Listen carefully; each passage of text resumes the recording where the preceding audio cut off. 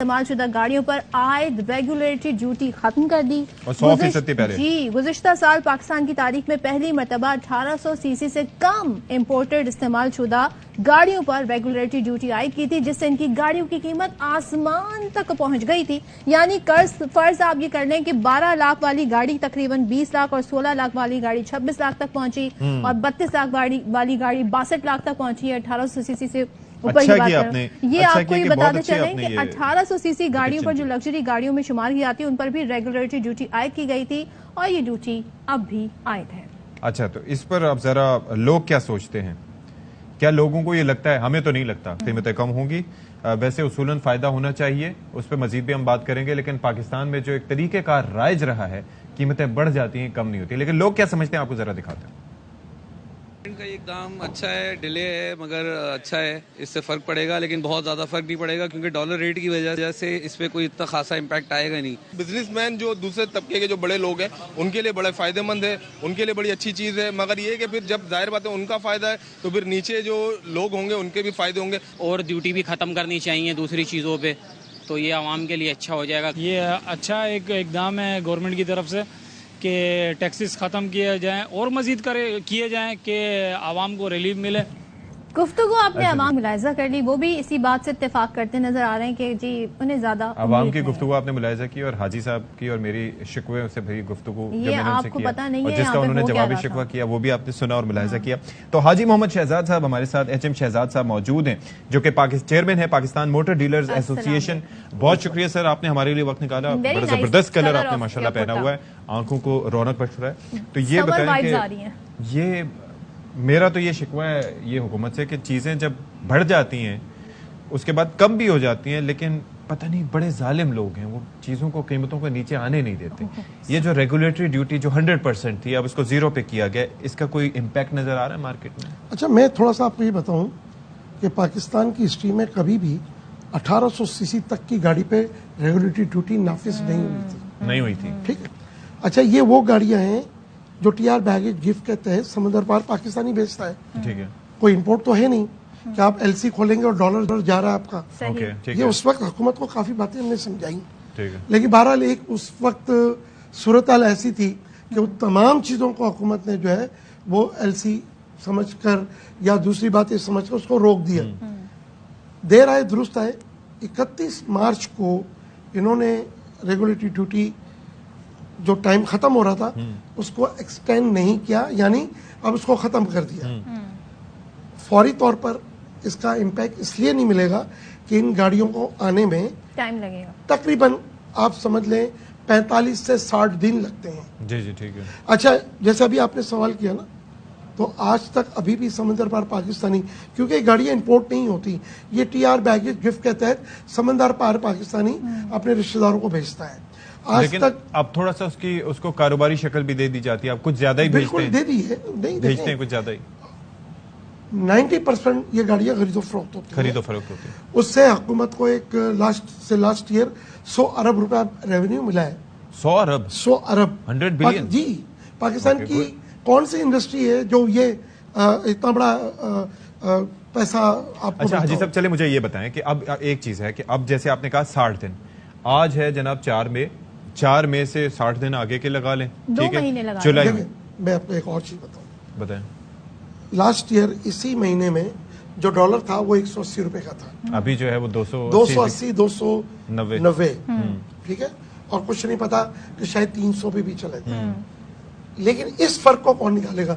Japan में 3 साल पुरानी गाड़ी वो 9 से 10 लाख येन की है। ठीक है, पहले वो 9 से 10 लाख येन जो बनता था वो 180 रुपए के हिसाब से बनता था। ठीक है, आज वो बनता है 280 और 290 के हिसाब। ठीक है, ये फर्क कौन निकालेगा? ठीक है, ये फर्क रहेगा, ये फर्क रहेगा डॉलर का। रेगुलर ड्यूटी हुकूमत ने बहुत अच्छा इकदाम किया। फर्क आएगा जब ये रेगुलर में सारी चीजें आ जाएंगी और वहां पर भी परचेजिंग। अब क्या हो रहा है कि इस वक्त जैसे ही पता चला है तो वहां पर भी प्राइस अप हो गए। जापान में प्राइस, हर जगह दुनिया में कारोबार होता है, बिजनेस होता है, लेकिन मैं ये कहता हूं कि इसका एक तोड़ है हमारे पास। वो क्या? हम कार मंगाते हैं, वो TR बैगेज गिफ्ट कहते हैं, वो 3 साल पुरानी आती है। क्यों नहीं हुकूमत इसको 3 साल के बजाय 5 साल उसके एज लिमिट जो है वो आगे बढ़ा दे। मतलब 5 साल पुरानी गाड़ी आए, उससे क्या होगा? उससे ये होगा कि जो 3 साल पुरानी गाड़ी 9-10 लाख येन की है, ये गाड़ी जो है वो 5 से 6 लाख येन की है। एक बहुत बड़ा सदावर फर्क उसमें है। ये होता है कि क्वालिटी इतनी कॉम्प्रोमाइज नहीं होती क्योंकि जापानीज गाड़ियां होती हैं और वहां के रोड्स पे नहीं, चली एक और चीज बताऊं, 3 साल और 5 साल के मॉडल में कोई फर्क नहीं है। आमने सामने पेपरों में आपको लिखा हुआ मिलेगा कि ये 3 साल पुरानी है, थोड़ी बहुत या ये चेंजेस होती हैं उसमें। मामूली सी चेंजिंग, पाकिस्तान की फेस तरह लिफ्ट नहीं हो है। गई या फेस लिफ्ट नहीं हो पाकिस्तान की तरह नहीं है।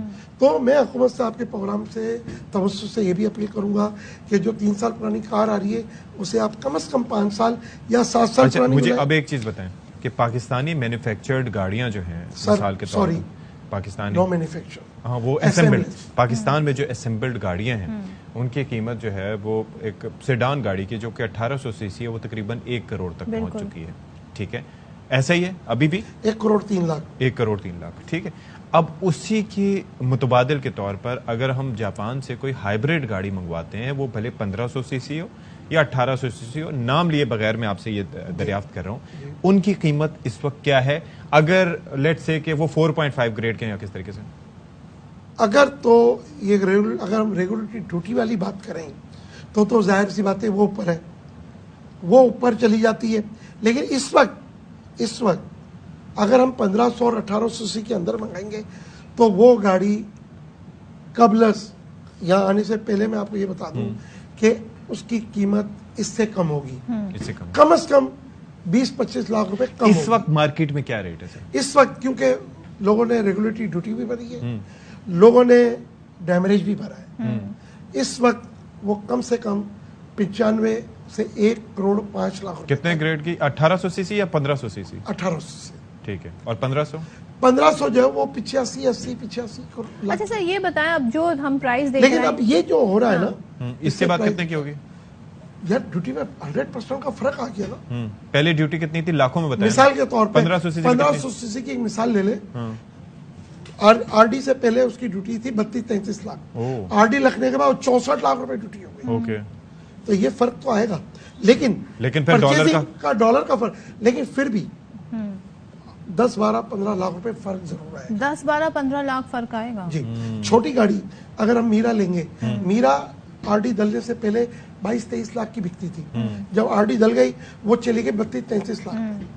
तो वो आरडी 100% आप हटा दिए, तो वो आरडी हटने का मकसद ये हुआ कि वो 8 से 9 लाख रुपए कम हो जाएगी। लेकिन क्योंकि डॉलर का फर्क है। अच्छा, आप डॉलर का फर्क कह रहे हैं। अच्छा, ये बताएं, जब आपने कहा कि इससे पहले ऐसा नहीं हुआ था कि 1800 सीसी से जो कम गाड़ियां उन पर इस तरह ड्यूटी आई की गई, आरडी रेगुलेटरी ड्यूटी। तो सर अब ये बताएं कि अब तो हमने देखा कि उसकी वजह से लोगों की जो परचेजिंग पावर है वो कम हुई, गाड़ियां लोगों ने खत्म कर दी खरीदना उस तरीके से। तो अब आपको ये इसमें कितना बड़ा डिफरेंस आया है? इस सारी सूरत हाल की वजह से लॉस क्या हुआ है, नुकसान लास्ट क्या? ईयर होंडा ने 50,000 गाड़ियां बनाई थी, इस साल वो 15,000 भी नहीं बना पाएगा। उसकी वजह क्या है?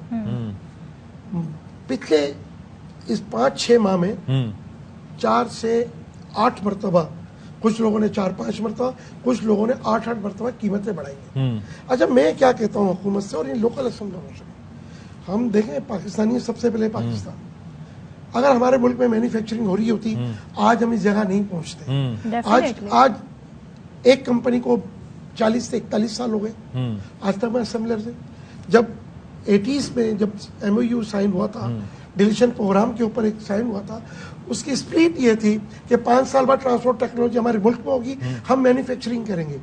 आज 40 साल हो गए मैन्युफैक्चरर नहीं है। डेफिनेटली 2 कंपनी ऐसी, आपने मुझे नाम लेने के लिए पता नहीं क्यों मना कर दिया। नहीं, मैं खुद नाम नहीं ले रहा, लेकिन मैं ये अर्ज कर रहा हूँ, मैं तो ले सकता हूँ ना। अब हम टोयोटा होंडा को 34-35 साल हो गए आज तक असेंबलर से।